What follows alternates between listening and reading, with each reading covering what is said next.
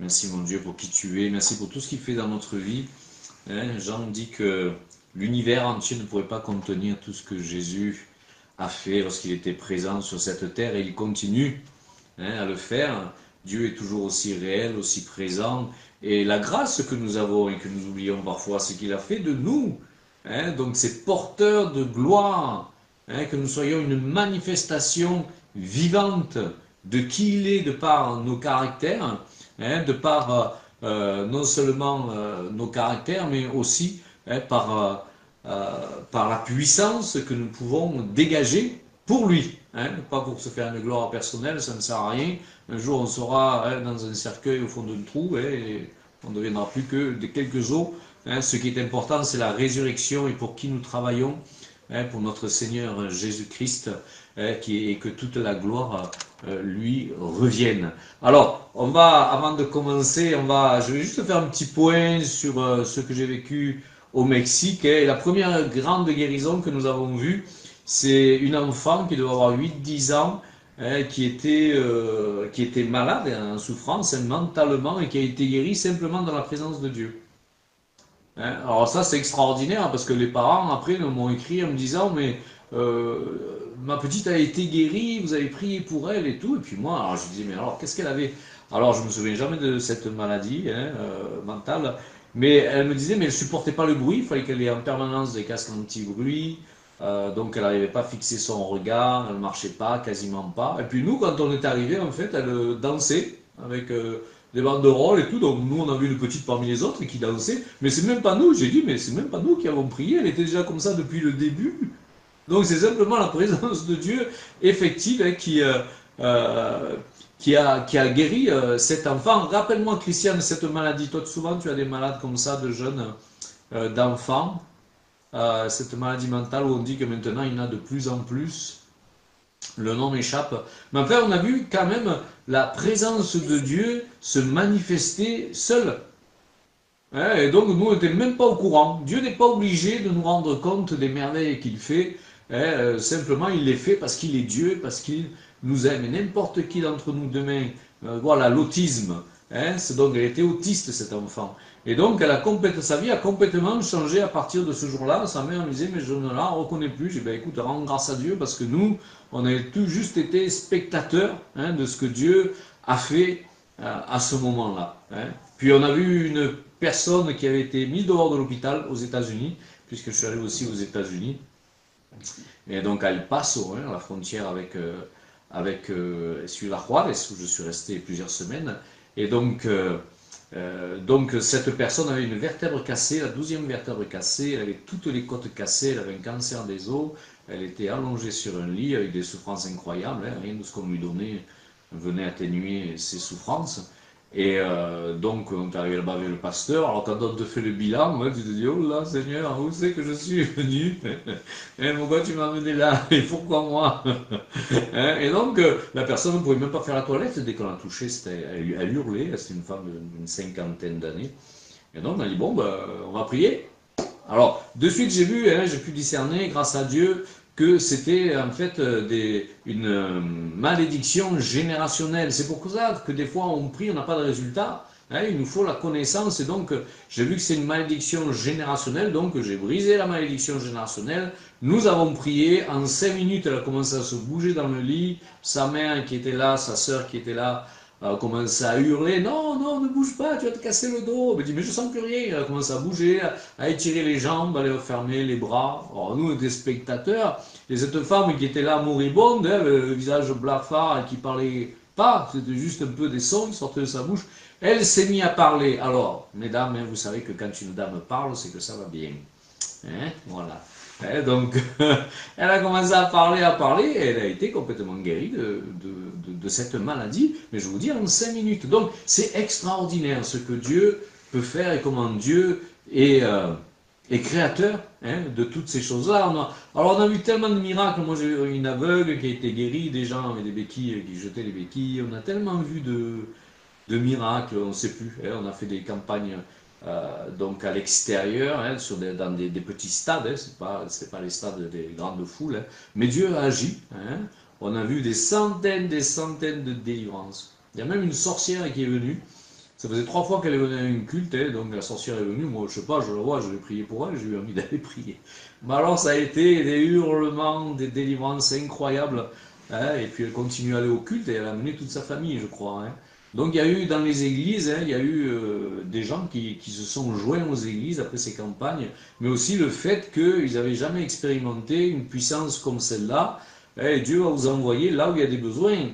Et moi, quand on me dit viens prêcher chez moi et que le gars il fait de la délivrance, je vais pourquoi faire? Je vais ailleurs. Donc, là où il n'y a pas ce qu'il faut.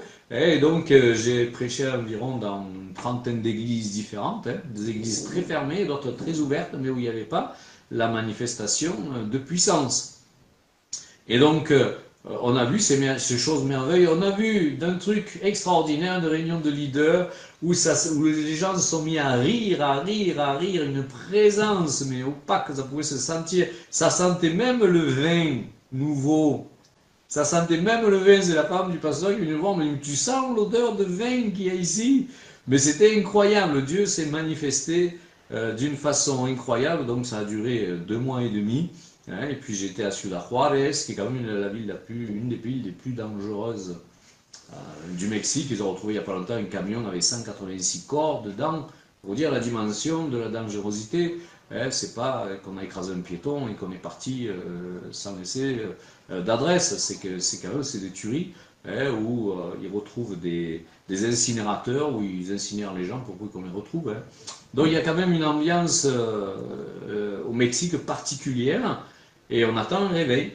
Je suis en train de parler hier avec un apôtre là, qui m'a appelé, avec qui j'ai travaillé. Donc il y a quand même, on sent qu'un réveil approche. Hein. Et puis la nouvelle présidente, à la télévision, hein, elle fait les gorges des poulets. Hein, donc elle est avec des chamans, elle est avec des personnes comme ça, elle fait de la sorcellerie ouvertement. Hein. Donc c'est sûr que ça contamine aussi le pays. Mais Dieu est plus grand. Hein, et souvent, notre problème, c'est qu'on regarde ce que fait le diable, mais il faut regarder à ce que Dieu dit et à ce que Dieu fait. Hein, et pour ça, il a besoin de nous. Il a besoin que on se laisse guider, transformer par lui, sinon il ne pourra pas nous utiliser. Hein, on sera des vases, la Bible parle des vases, mais le vase sera, il y aura un gros bouchon dessus. Alors quand Dieu veut déverser son huile, hein, bien sûr, il n'y a rien qui se remplit. Et il est impossible, bien sûr, de pouvoir travailler pour Dieu. Et un chrétien sans puissance ne fait pas peur au diable. C'est pas nos programmes qui font peur au diable. Hein. C'est pas notre théologie hein, qu'on peut réciter par cœur, tous les versets bibliques qu'on peut réciter par cœur qui fait peur au diable. C'est l'onction qui fait peur au diable. Hein, quand tu reçois l'onction, c'est elle. Et le diable fait une différence entre ceux qui ont l'onction et ceux qui n'ont pas l'onction. Ceux qui n'ont pas l'onction ne porteront pas de fruit, ou alors ce sera un fruit intellectuel. C'est pas moi qui le dis, hein, moi c'est Jésus. Il dit à Nicodème, mais il te faut naître de nouveau. C'est une obligation. Hein, et ceux qui n'ont pas reçu le Saint-Esprit, on peut prier pour qu'ils le reçoivent, c'est gratuit. Et Jésus le donne, non pas selon nos mérites, mais il le donne parce qu'il a payé un prix fort, il est allé à la croix, il est mort, il a souffert pour que nous puissions recevoir cette onction et changer le monde. Et si on n'a pas la possibilité de voyager à travers le monde, du moins on peut essayer de changer notre quartier, hein, notre entourage, hein, les personnes hein, dans la rue, aller évangéliser. Moi, comme je dis souvent, c'est dommage que ce soit un magnétiseur, un sorcier qui m'a amené à Jésus. Je n'ai pas trouvé un seul chrétien hein, qui m'a parlé de Jésus hein, dans la rue, et c'est un gars que je connaissais qui était sorcier, qui m'a dit tiens, là-bas, il paraît qu'il se passe des choses. Il parle de Jésus et qu'il y a des guérisons. Viens, on va voir. Alors Dieu, bien sûr, se sert de tout, mais on se dit, mais c'est quand même la place du chrétien hein, qui doit être là. Et le peu que tu sais de Jésus, c'est déjà beaucoup pour ceux qui ne savent rien. Hein, souvent, les gens ils pensent qu'on doit faire des écoles bibliques pour parler de Jésus. C'est faux. Hein, c'est pas vrai. Ton expérience avec Jésus va confondre déjà leur vie. Hein, parce qu'il y a quelque chose qui est là. Et puis, il y a ce que tu dis, mais ta parole est chargée d'une onction qui persuade. Regardez Pierre, quand il parle à la foule, il a dit quelque chose de tout à fait banal. Il y en a 3000 qui se convertissent parce que l'onction et la présence étaient là pour toucher les gens. Et il nous faut cette présence et cette onction. Et si demain, tu n'as pas l'onction, tu dis la même chose, il ne va rien se passer. Tu peux te mettre dans une foule, on va te huer, on va te jeter des pots de banane, hein, mais tu ne verras pas la puissance de Dieu, hein, tu ne verras pas sa puissance en action. Alors, il y a eu des délivrances incroyables. Il y a une personne qui s'approchait en disant qu'elle avait de l'ostéoporose, donc dans tous les os, hein, et qui avait d'immenses douleurs en permanence, qu'elle ne pouvait pas travailler. Donc, tu pries. Dieu a la réponse, hein, toi, juste tu pries. Et donc elle est tombée au sol, elle s'est levée quelques minutes plus tard, elle a dit mais j'ai senti une chaleur qui a envahi tout mon squelette. Alors moi je m'imagine, hein, tu as le squelette là et tu sens toute la chaleur dans tous tes os, et puis ça a été fini, guéri. Donc ces merveilles-là, bien sûr on peut les vivre en France, hein. Christiane a un don de guérison et elle voit des merveilles aussi, mais plus tu vas t'investir avec le Seigneur, plus tu vas voir ces choses-là. Pourquoi Dieu va te donner un don de guérison pour rester chez toi sans parler de Jésus? Dieu a investi, mais s'il a investi, il attend un retour sur investissement. Hein, ça, c'est la Bible le dit. Hein, rappelez-vous de ces talents que le gars il enterre. Hein. Il dit mais qu'est-ce que tu as fait avec? Hein, ou ces vierges folles et ces vierges sages. Il y a un retour sur investissement que Dieu attend. Ils n'ont pas gardé l'huile. Et elles resteront à l'extérieur. Hein, alors il faut nous changer des fois cette compréhension de Jésus que nous avons, hein, quoi que tu fasses, tu iras quand même au ciel, c'est faux. Dieu attend un retour sur investissement, sur ce qu'il a mis sur toi, parce qu'il veut que tu sauves des âmes. Et on n'est pas sauvé pour nous-mêmes, on est sauvé pour que le royaume grandisse et qu'il y ait des fruits qui soient portés dans ce royaume. Hein, donc, accrochons-nous à Jésus. Hein, vraiment, moi je vois des situations où ça fait 10 ans que les personnes galèrent, il suffit d'une demi-heure de prière pour que ça finisse, quoi. Moi je me dis, mais les chrétiens doivent s'investir dans la délivrance. Hein. Si des enfants arrivent à le faire, moi j'ai connu des adultes qui me disaient, oh moi ça je touche pas, hein, j'ai pas assez de foi, mais moi j'ai des enfants, j'ai des écoles d'enfants, hein, où il y a des centaines d'enfants, eux ils le font. Et tranquillement, quoi. Ils font ça, après on joue au ballon. Hein, ils vont pas aller jeûner 40 jours, c'est des enfants. Dieu il fait ce qu'il a. Mais si tu es d'accord avec lui, si tu es en accord avec sa parole, en accord avec ce qu'il demande et avec ce qu'il veut faire, tu vas toi aussi porter un fruit et plus encore que tu ne le crois. Alors des délivrances, on en a vu, en veux-tu, en voilà, des couples réconciliés, des fils de pasteurs qui avaient quitté le Seigneur et qui allaient se divorcer, réconcilier, qui reviennent avec le Seigneur et qui se remettent avec leur épouse. Ah ben, Dieu, c'est incroyable ce qu'il arrive à faire. On se dit, mais où est sa limite? Il n'en a pas. La seule limite de Dieu, c'est nous. Hein, c'est quand on dit là, et encore des fois, moi j'arrive comme cette femme avec les vertèbres et tous les os cassés. Je me dis, oh pétard, elle est où la porte de sortie? Hein, des fois tu te dis, Seigneur, comment on fait? Mais tu pries et ça marche.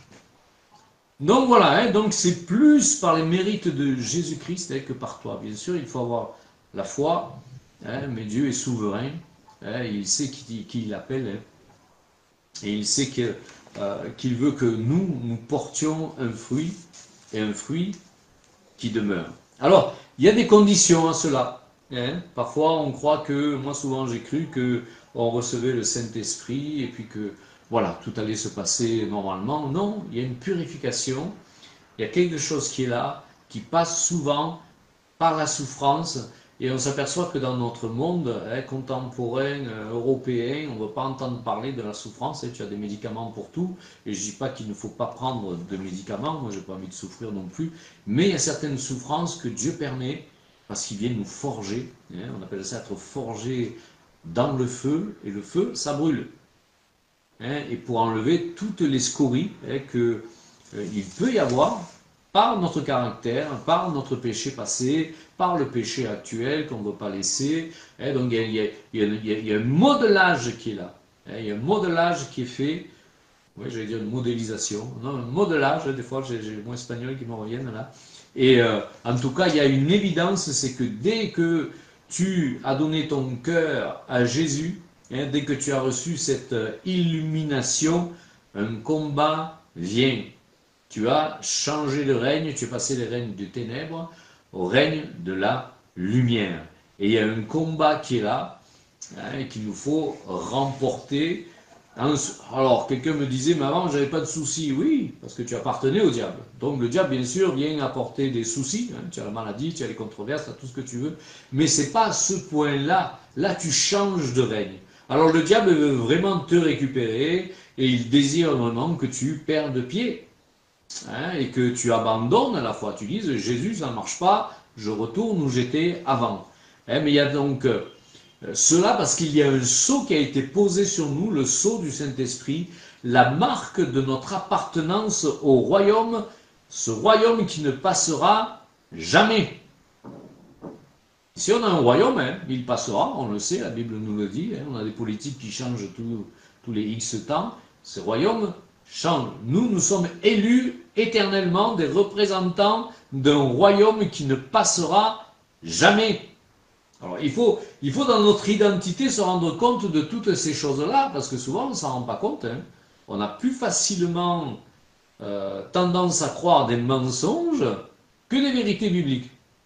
Et il nous faut changer notre façon de croire. Alors il y a une grande bataille qui vient sur notre vie, hein, et seuls Dieu et les puissants spirituels peuvent voir ce sceau. Moi je me souviens avant de me convertir, je ne suis pas converti encore, hein, 9 mois après c'est arrivé, tous les jours, je sortais à une heure précise dans la rue, les nuages se transformaient en anges et en démons qui luttaient, ils étaient entremêlés et ils luttaient les uns avec les autres. Tous les jours, pendant 9 mois. Moi je pensais que je devenais fou, moi je n'avais jamais entendu parler de la Bible, de Jésus, des anges, et je pensais que je devenais fou, au point que des fois j'appelais des gens, je leur disais, mais qu'est-ce que vous voyez là? Ils me disaient, mais, oh mais c'est des nuages, mais ils forment des anges et des démons. Ah mais ça alors c'est incroyable. Et donc Dieu déjà m'appelait, il y avait déjà ce combat qui était là, hein, j'allais dire pour ma vie éternelle. Hein, il luttait pour que je puisse accepter Jésus-Christ et rentrer dans son royaume. Et donc, Pierre nous dira que nous sommes un peuple de prêtres. Et en hébreu, le mot prêtre se dit Kohen, et qui veut dire se tenir à son poste, se tenir devant Dieu. Donc tu as une vie de prière à avoir, et même je dirais à l'extérieur de cette vie de prière, une connexion à garder avec le Seigneur. Nous sommes appelés à être des Kohen, c'est prêtres, c'est Pierre qui le dit. Et donc avoir des temps de prière, d'intimité avec Jésus, une vie de toute façon où rien n'est caché, où Dieu connaît chacune de tes pensées, ce que tu dis, ce que tu penses, ce que tu vois, Dieu est présent. Nous sommes transparents devant lui. Vous avez vu déjà les méduses, toutes transparentes là. Nous sommes transparents devant lui. Alors inutile d'essayer de cacher un péché ou une pensée tordue, le Seigneur le connaît. Alors, ce sceau qui est sur nous, bien sûr, notre appartenance, ça nous fait vivre de grands combats, mais nous luttons à partir d'une position de victoire, qui est la position de Jésus-Christ, qui est mort, ressuscité à la croix, et qui règne. Donc nous luttons par rapport là. Souvent j'entends des prières, excusez-moi, mais fades. Oh Jésus, je t'en supplie, ça ne fonctionne pas. Tu as reçu l'autorité, c'est à toi à prendre l'autorité sur les événements, sur les situations, et vous allez voir qu'il y a un feu qui va tomber. Moi, il m'a fallu des années pour sortir de toutes les méandres dans lesquelles j'étais, mais j'ai tenu bon par la grâce de Dieu, et je peux dire que je suis arrivé au bout d'un certain temps à vivre en paix avec moi-même, en paix avec le Seigneur, et je me sens très bien avec moi. Donc, je me sens très bien avec moi-même. Donc, et ça, c'est un travail aussi, parce que Dieu te libère de complexes, te libère de problèmes X et Y. Donc, voilà. Alors, ta foi va être éprouvée, forgée pour être une arme, pour être comme une épée. Et ce combat, ces souffrances permises par Dieu ne te mèneront jamais où sa grâce ne peut te soutenir. Elles ne te mèneront jamais jusqu'à tomber dans le précipice. Et la pression que tu auras vécue se changera en bénédiction. Pourquoi maintenant est-ce que j'ai ce don pour, j'allais dire un don, oui, un don, parce que je l'ai pas choisi, et partout où je vais, c'est que des délivrances, c'est ce que je vois pas dans les autres ministères, dans beaucoup d'autres ministères, parce que j'ai été moi-même sous la pression du diable pendant X années, donc avec des manifestations physiques, même, donc voilà. Alors, on va parler de la foi, on va prendre 1 Pierre 6, 7.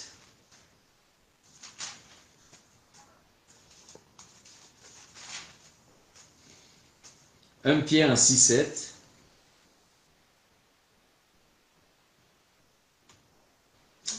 Vous en tressaillez d'allégresse, quoique vous soyez maintenant pour un peu de temps, puisqu'il le faut, affligés par diverses épreuves, afin que votre foi éprouvée, plus précieuse que l'or périssable, l'or c'est ce qu'il y a de mieux sur cette terre, cependant éprouvée par le feu, c'est notre foi qui est éprouvée par le feu, se trouve être un sujet de louange, de gloire et d'honneur lors de la révélation de Jésus-Christ.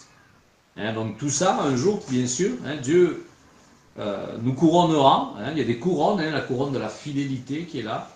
Et un jour, donc, on recevra des couronnes d'être sauvés. Mais en tout cas, on sait qu'une chose, c'est que la foi plus précieuse que l'or périssable. Et que cet or périssable est éprouvé par le feu. Et c'est là que les défauts de notre âme vont ressortir pour que nous prenions conscience de notre vrai niveau de consécration, d'obéissance et de fidélité. Regardez Pierre, il est partout, Seigneur, je te suivrai de partout. Et puis, il a failli au premier événement. Donc, et c'est ce qui lui a donné l'humilité de Pierre, et le Pierre que nous avons après, qui nous a laissé ses écrits. Alors, le feu révèle les secrets de nos cœurs. Les feux révèlent le secret de nos cœurs. Et dans le feu, il y a un processus qui est douloureux, mais nécessaire à la transformation. À une évolution de l'ancien au nouveau de Dieu. Et dans ce processus, Dieu, lui, c'est lui qui gère. Tu ne contrôleras pas l'intensité du feu, ni le temps dans lequel tu vas bouillir, tu vas cuire, on va dire, tu vas fondre, dans lequel tu as été plongé, mais c'est le Jésus qui prend le temps de la cuisson. Et parfois, c'est une cuisson à feu lent. Tout le monde te dira que quand tu fais un plat à cuisiner, plus tu mets le feu doucement, et parfois, il y a maintenant un truc où tu cuisines, ça cuit toute la nuit, meilleur est le plat. Mais parfois, nous passons par là. Alors, il ne faut pas tout accepter. Il y a parfois des choses qui viennent du diable et qu'il ne faut pas accepter. Mais il y a des choses que Dieu laisse faire, qui ne viennent pas de Dieu, parce que Dieu, ce n'est pas le Père fouettard.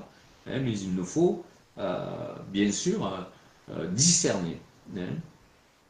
Alors, il rendra parfaite son œuvre en nous, ce que dit Philippiens 1,6. Et donc, le pasteur Allen, c'était même plus qu'un pasteur, c'était un évangéliste qui a fondé l'école Christ for the Nation à Dallas, où j'ai étudié pendant 3 ans, dira, avant que Dieu utilise un homme en public, il le brise en privé. Comme on aimerait sortir comme une cape avec le masque, et voilà, on est le super-héros que tout le monde attendait. C'est pas comme ça, c'est pas comme ça. Et ta dimension de gloire, de puissance, d'autorité, d'onction sera égale à ta dimension de souffrance. Plus tu auras été cuit à feu doux, plus la bonne odeur du plat cuisiné se répandra dans la maison. Même les voisins frapperont à la porte en disant, mais dis donc, donne-moi la recette. C'est comme ça que ça se passe. Et puis quand tu as de l'or, à 18 carats, 16 carats, 14, 22, 24 carats, donc on va prendre celui, bien sûr, qui est le plus raffiné. Alors donc, ce sera la terre fertile où va croître ta foi. C'est le passage obligatoire pour la prochaine bénédiction, la prochaine étape. Et Jésus parle de sa montée à Jérusalem comme d'un baptême. Pourquoi d'un baptême? Parce qu'il a été immergé dans la souffrance, que ce soit moralement, physiquement, hein, et abandonné de tous, hein, même le Père, hein, il crie au Père, hein, il n'entend pas. Hein. Et c'est la différence entre un baptême d'eau, tu sais que ça dure hein, le temps de 10 secondes, là tu ne sais pas combien de temps ça dure. Tu es immergé dedans et c'est pas toi qui as la réponse. C'est le Seigneur qui a la réponse. On va prendre un passage en Marc. Ça va, je ne vais pas trop vite? Non? Tout va bien? Et mon accent, vous le comprenez? Parce qu'il paraît que j'ai un accent qui est français, mais pas de tous les coins de France. Alors, Marc 10, 38 et 39. Jésus leur dit, vous ne savez pas ce que vous demandez. Pouvez-vous boire la coupe que je vais boire, ou être baptisé du baptême dont je vais être baptisé? Et lui dire, nous le pouvons. Alors, il ne savait même pas de quoi il parlait. Hein. Nous le pouvons. Et Jésus leur répondit, il est vrai que vous boirez de la coupe que je vais boire et que vous serez baptisés du baptême dont je vais être baptisé. Donc il y a un baptême qui est là, hein, qu'on appelle le baptême de la souffrance, hein, et on va passer dedans. Qu'on le veuille ou qu'on ne le veuille pas, on peut le refuser, mais si tu le refuses, tu refuses l'onction, la présence de Dieu, tu ne rentres pas dans l'obéissance du Seigneur Jésus-Christ. Alors c'est une immersion totale. Jésus a vécu une immersion totale dans la souffrance. Le christianisme, ce n'est pas une adhésion intellectuelle, émotionnelle ou culturelle. Hein, malheureusement, il y en a qui vont au culte ou qui vont à la messe ou qui vont dans des endroits comme ça, c'est culturel. Hein. Tu vas pour Noël, tu vas pour le mariage, tu vas pour un décès, c'est culturel. Et ça, on en a dans tous les pays. Hein.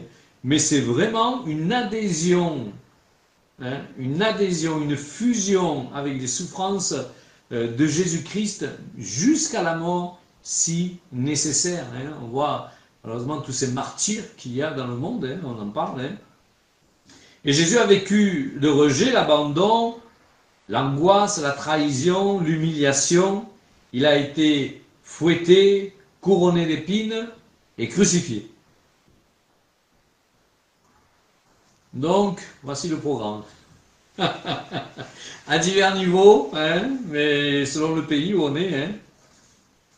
Mais en tout cas, moi des fois je dis merci Seigneur que je suis né dans ce pays d'abondance, hein, parce qu'il y a des chrétiens, ils ne mangent même pas leur faim. Hein. Ils n'ont même pas, ils ont qu'un seul habit, et ils ne sortent pas le jour où ils doivent le laver. Hein, ça j'en ai connu. Hein, et nous, on a souvent tendance à se plaindre. Hein. Moi, quand j'ouvre le frigo, qu'il est plein, que je dis rien à manger, que je le ferme, je me dis, Jean-Paul, tu as besoin d'aller faire un tour en Afrique. Il y a longtemps que tu peux retourner en Afrique à manger avec eux ce qu'ils mangent et à dormir par terre avec eux. Hein. Alors, Marc 10, non, j'en étais pas là, Jean 15, 20. Souvenez-vous de la parole que je vous ai dite. Jean 15, 20. Le serviteur n'est pas plus grand que son maître. S'ils m'ont persécuté, ils vous persécuteront aussi. S'ils ont gardé ma parole, ils garderont aussi la vôtre. Donc il y a des amoureux de la vérité de Jésus-Christ. Et il y en a qui ne sont pas amoureux de la vérité. Et Jésus dira à la croix, tout a été accompli, tout est consumé dans la version espagnole. Et je trouve que c'est plus joli, puisqu'il est l'agneau de Dieu qui a été consumé pour nos péchés. Et dans le grec, donc ça veut dire une dette définitivement payée. Donc Jésus à la croix, il a définitivement payé nos dettes. Ça veut dire une œuvre qui est parfaite et définitive. Tu ne peux pas revenir dessus. Parfaite et définitive. Ça veut dire un serviteur qui finalise, qui arrête, qui finit totalement son travail. Donc ça veut encore dire serviteur. Hein.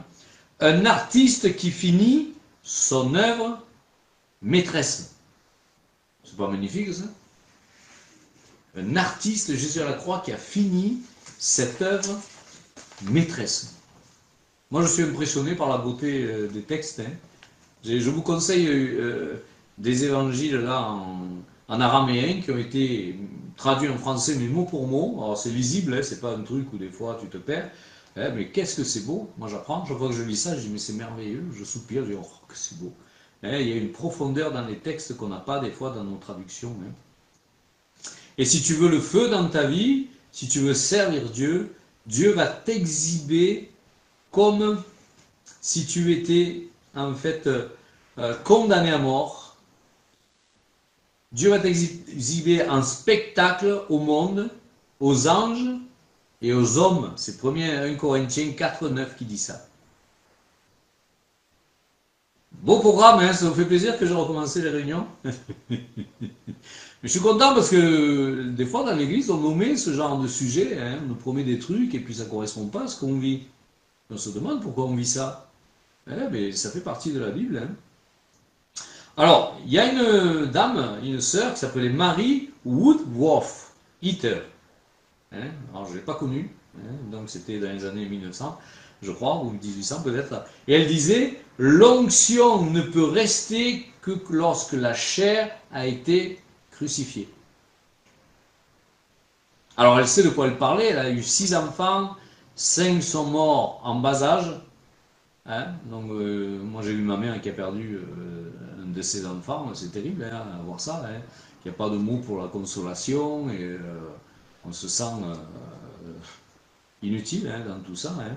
Et donc, elle disait ça, mais cette femme, quand elle priait à 50 km à la ronde, même les non-chrétiens tombaient dans la puissance de Dieu. Alors on a voulu l'arrêter, on a voulu la mettre dans une asile de fous, vous imaginez toutes les persécutions, mais cette femme savait de quoi elle parlait et sa chair avait été crucifiée.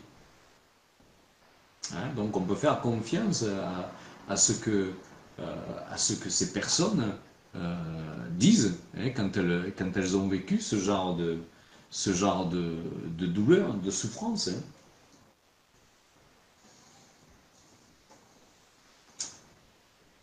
1 Pierre 1,7 Afin que votre foi éprouvée, bien plus précieuse que l'or périssable, cependant éprouvée par le feu, se trouve être un sujet de louange, de gloire et d'honneur lors de la révélation de Jésus-Christ. On va prendre un autre passage intéressant dans Ésaïe.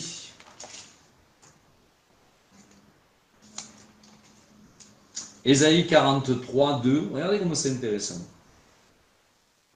Si tu traverses les eaux, je serai avec toi.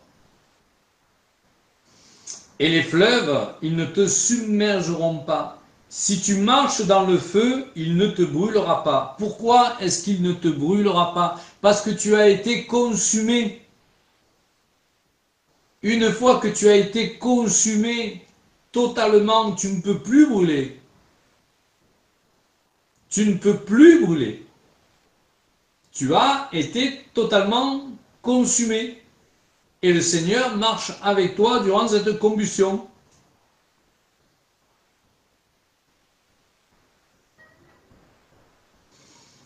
Et donc Pierre nous dit donc, nous parle cette fois plus précieuse que l'or. Hein. Et l'or, pour prendre la forme hein, que le fondeur veut lui donner, hein, il doit être fondu à 1060 degrés. 1060 degrés.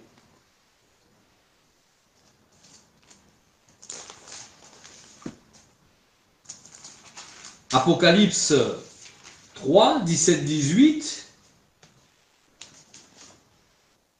Je te conseille d'acheter de moi de l'or éprouvé par le feu afin que tu deviennes riche et des vêtements blancs, donc on nous parle de purification, afin que tu sois vêtu et que la honte de ta nudité ne paraisse pas. Alors la honte de la nudité, hein, c'est quand on n'a pas Jésus-Christ. Hein, la nudité nous parle de manque de Jésus-Christ, puisque quand nous recevons Jésus-Christ, nous sommes revêtus de lui. Hein, c'est un revêtement, un habit spirituel. Et un collier au point de tes yeux afin que tu vois. Donc il y a une transformation avec ce feu, hein, cet or éprouvé par le feu. Jésus à Gethsémane, hein, vous savez que Gethsémane veut dire le pressoir à huile, et pour extraire l'huile d'olive, hein, moi qui suis du sud de la France et on a beaucoup d'oliviers. Donc l'olive sera complètement triturée. Le noyau, la chair sera complètement triturée, broyée dans un pressoir avec 600 kg de pression. Je ne sais pas si vous imaginez 600 kg de pression, ça nous écrase. Hein. Donc on a 600 kg de pression pour extirper cette huile. Et Jésus, donc on nous dit qu'il était à Gethsémane. Hein, et pour être consommé, cette olive, donc qui est en fait un fruit dur, quand vous ramassez une olive, elle n'est jamais molle, elle est dure, c'est un morceau de pierre, c'est un caillou. Hein, alors ceux qui n'ont jamais vu d'olivier et qui ne le savent pas, hein, mais nous dans notre région, tu prends l'olive, donc si tu veux la consommer, il te faut la laisser 4 mois dans de l'eau amère, dans de l'eau salée, afin de l'attendrir et qu'elle soit consommable, afin qu'elle soit souple. Et le sel aura enlevé toute amertume. Et parfois, on a besoin, nous aussi, d'être dans des eaux profondes pour ôter toute amertume, hein, ôter tout ce qu'il peut y avoir dans notre cœur, hein, que nous avons accumulé depuis des années, hein, qui est là, et que le Seigneur voit et qu'il veut guérir. Hein, mais c'est l'unique façon pour sortir l'amertume, hein, de l'olive. Et le diable voudra nous faire payer, bien sûr, notre engagement avec Dieu. Mais les mêmes armes que le diable va utiliser contre nous sont celles qui vont ciseler notre caractère, qui vont ciseler notre foi, qui vont ciseler notre armure pour aller de gloire en gloire et pour arriver à un autre niveau. Comme je disais, il y a une relation entre le fait que Dieu m'utilise pour chasser des démons et le fait que j'ai été harcelé pendant des mois et des mois et des mois et des années par le diable. Et donc ça a ciselé en fait ma connaissance du monde spirituel, ça a mis sur moi une onction, un dépôt, ça a fait quelque chose dans ma vie. Et donc maintenant le Seigneur m'utilise comme ça. Et pour faire des œuvres plus grandes que celles du Maître. Et des trahisons sortiront notre capacité à pardonner, j'ai le mot espagnol qui me vient, à pardonner de toutes les trahisons que nous avons vécues. Si je vous raconterai ma vie, hein, mais je ne suis pas le seul, hein, je peux dire j'ai un problème. Non, moi chaque fois que je parle à un pasteur, ils n'en peuvent plus, j'en connais combien qui ont quitté le ministère. Une pléthore de toutes les trahisons, et les trahisons viennent des chrétiens. C'est pas le voisin qui t'embêtait, hein. On peut dire c'est le diable, mais souvent ça vient même, hein, de l'église, hein, même. Hein. Et donc des trahisons, hein, sortiront ta capacité de pardonner, de tes larmes, la compassion, de tes blessures, le désir de voir les autres guérir. Combien, je crois, ça devrait être en centaines, les femmes qui ont été guéries là-bas.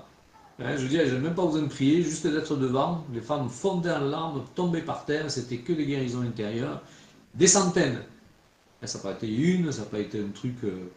hein, des guérisons intérieures. Et je me souviens que je parlais un jour avec un apôtre, là, sur l'Espagne. Il me disait, mais... Alors, il y a des églises de 800 personnes. Sur les 800, il y en a 700, c'est des Sud-Américaines. Hein, il me disait, mais elles ont toutes été violées. Vous imaginez le besoin de délivrance et de guérison intérieure. C'est quand il y a un besoin énorme. Hein, donc il nous faut mettre au travail. Hein.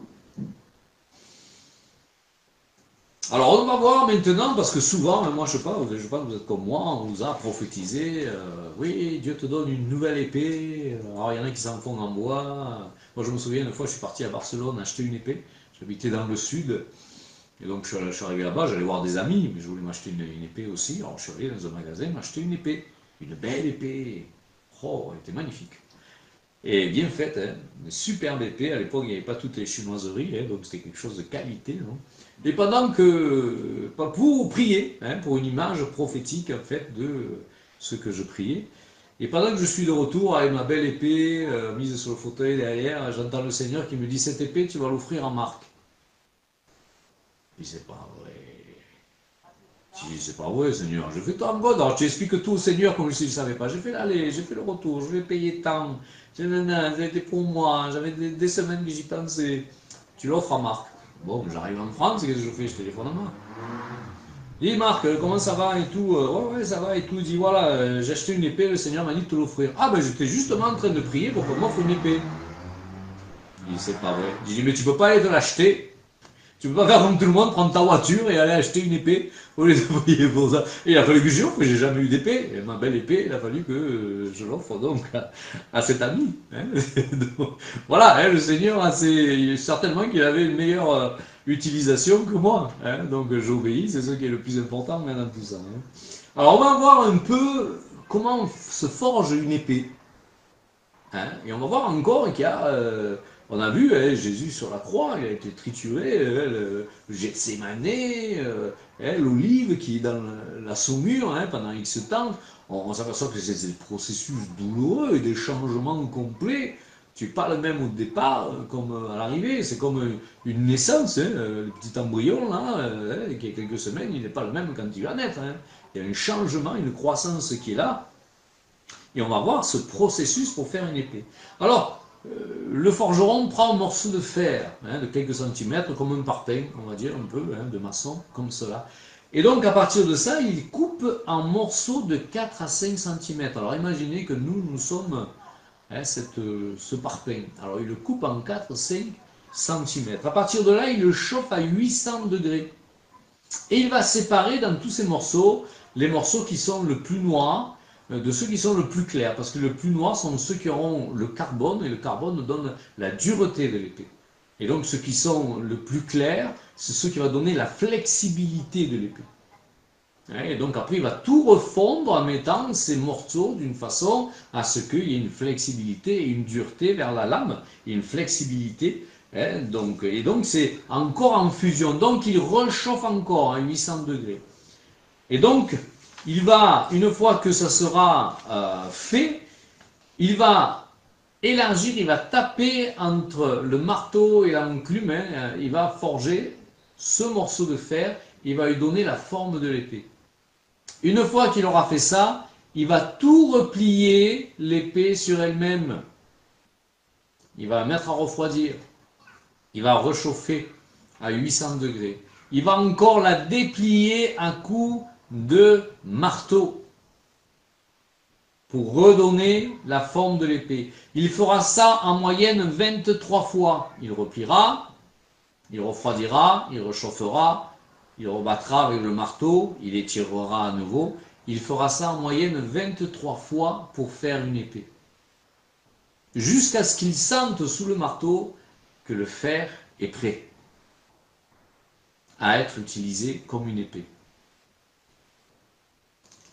À partir de là, ce n'est pas fini, il va falloir qu'il aiguise l'épée.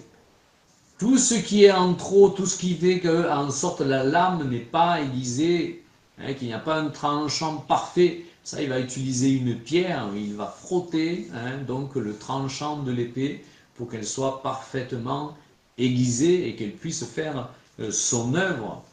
Hein, et de ce carré rouillé en fer, Dieu en fait une épée étincelante entre ses mains.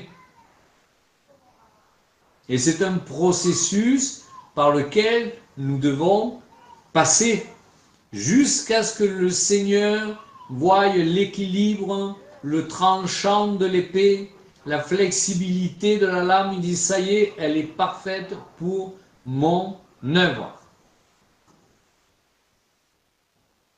Bon, on est content. Souriez, hein, la Bible c'est une bonne parole, hein, c'est une bonne nouvelle. Hein. Et donc il verra, mais depuis le début que le Seigneur a vu ce morceau, ce cube, on va dire rouillé, depuis le début, Dieu avait déjà la vision de cette épée. Dieu savait comment il allait l'utiliser, la direction qu'il allait lui donner. Elle est unique. Elle est unique cette épée. Elle est unique entre la main de son forgeron. Et Dieu a cette vision pour nous lorsqu'il nous forge et qu'il veut qu'on soit comme une épée. On va voir un texte dans Jérémie. si je le trouve. Voilà, Jérémie 23, 29.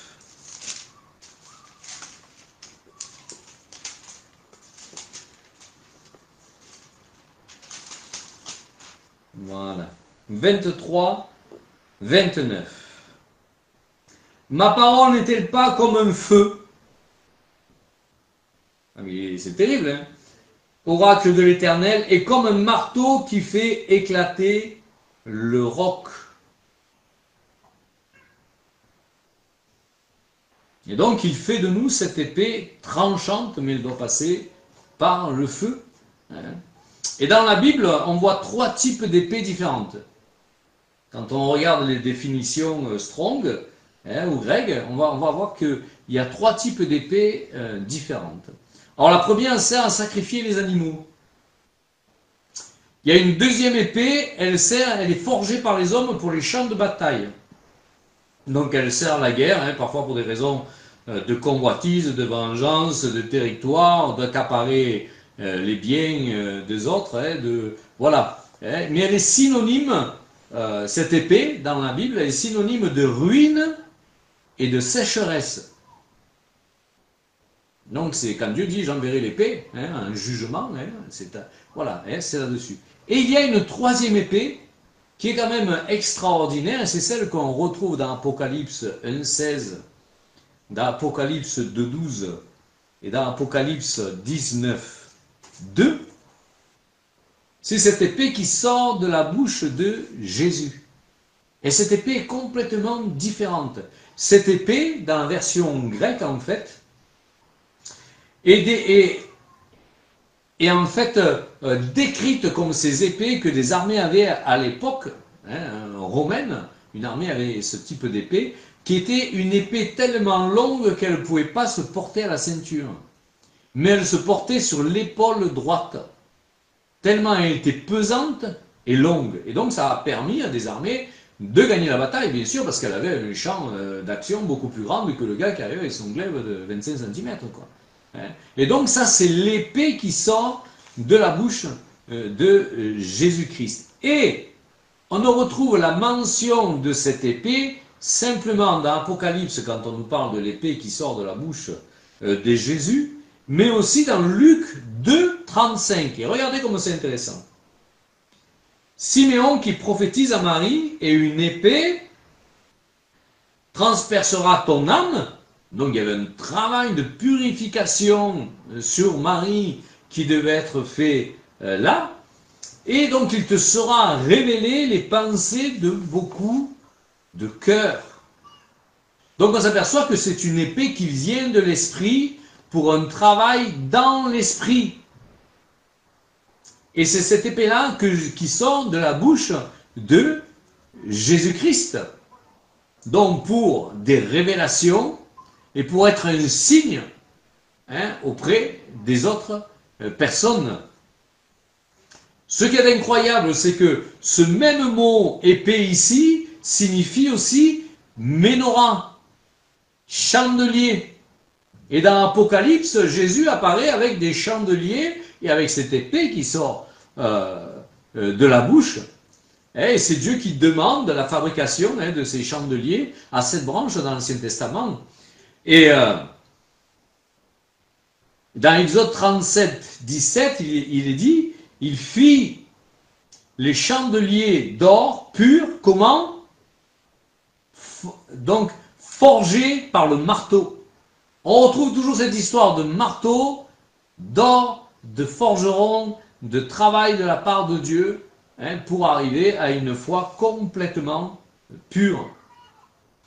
Et donc la menorah, c'était le symbole de Dieu dans l'Ancien Testament, où la présence de Dieu était symbolisée par ce feu qui était là. Et menorah, alors l'épée de la bouche de Jésus veut dire menorah, et menorah veut dire illuminé.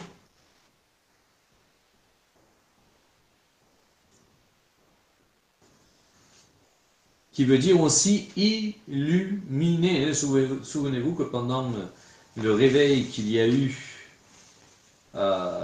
donc avec les Huguenots, on les appelait les illuminés.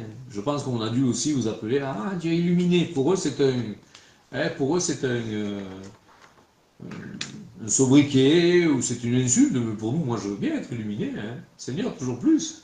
De la part de Jésus-Christ. Alors, on voit qu'il y a cette transformation, ce passage obligé à la croix. Jésus dit, vous ne serez pas assis à côté de moi, c'est le Père qui commande, mais moi, oui, la croix, vous allez y passer.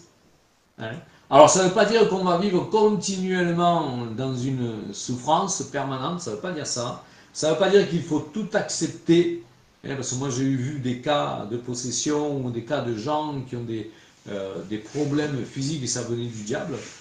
Donc il ne faut pas tout accepter comme disant Dieu veut que je souffre, c'est faux. Il y a certaines circonstances qu'il permet pour nous travailler, mais en tout cas le Seigneur, ce qu'il désire, c'est nous guérir. Ça c'est sûr. Alors on va être transformé à une manifestation du Dieu vivant. C'est pas magnifique ça? C'est pas magnifique? Moi quand je vais dans les villages et dans les villes africaines et qu'on me dise ah les gens ils rigolent, les pasteurs ils rient, tu sais quoi, tous les sorciers sont partis. Je dis ah bon pourquoi? Parce qu'ils savaient que tu venais. Je dis comment ils le savaient? Ah bon on sait pas parce que nous on n'a pas fait de pub. Mais l'onction est là. C'est l'onction qui est là. Ils sentent dans le spirituel qu'il y a quelque chose qui vient et qui les dépasse. Et nous devons être revêtus. On doit être cette manifestation du Dieu vivant. Et ce feu ne vient pas pour un jugement sur nous. Il vient pour une sanctification, pour nous transformer dans des personnes plus nobles, plus honorables, dans ces vases dans lesquels Dieu veut et désire rester. Voilà, c'est ce que j'avais envie de vous partager aujourd'hui. Je vous rappelle que l'évangile, c'est une bonne nouvelle. Et alors, vous savez que le mot bonne nouvelle vient du grec, si je ne me trompe pas.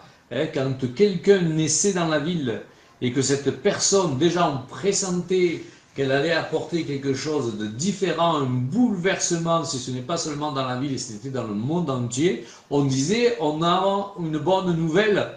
Et donc cette bonne nouvelle, c'est Jésus-Christ, et quand il est né, les gens ont parlé, ont dit mais il y a une bonne nouvelle. Souvenez-vous que certains ont prophétisé dans le temple, et donc on a dû en parler aussi. Et donc il y a une bonne nouvelle, il y a un enfant nous est né. Il est là, il vient d'après les prophéties, c'est une bonne nouvelle. Donc c'est pour ça que c'est resté, donc les évangiles sont restés comme une bonne nouvelle que nous devons écouter, entendre. En tout cas, il est certain d'une chose, c'est que Jésus nous aime.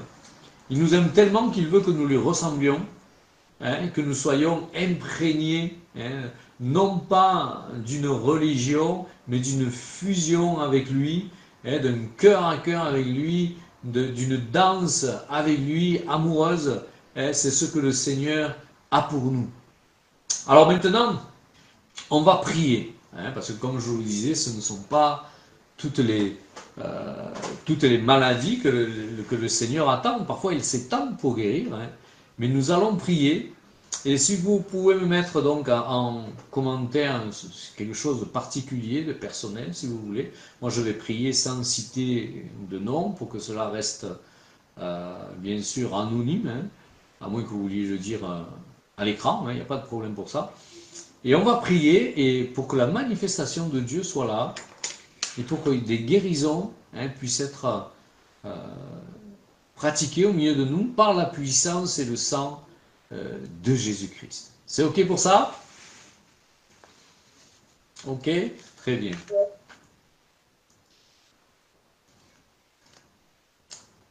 On va parler en langue. Sambarambarambaramabababa. Sambayambaya bababababa. Sambayamaya mamamamama. Sambaya bababababababa. Sambayambayambayambababa. Samba baba baba baba. Sambaya baba baba baba. Sambaya baba baba baba. Sambara mara mara mara mara.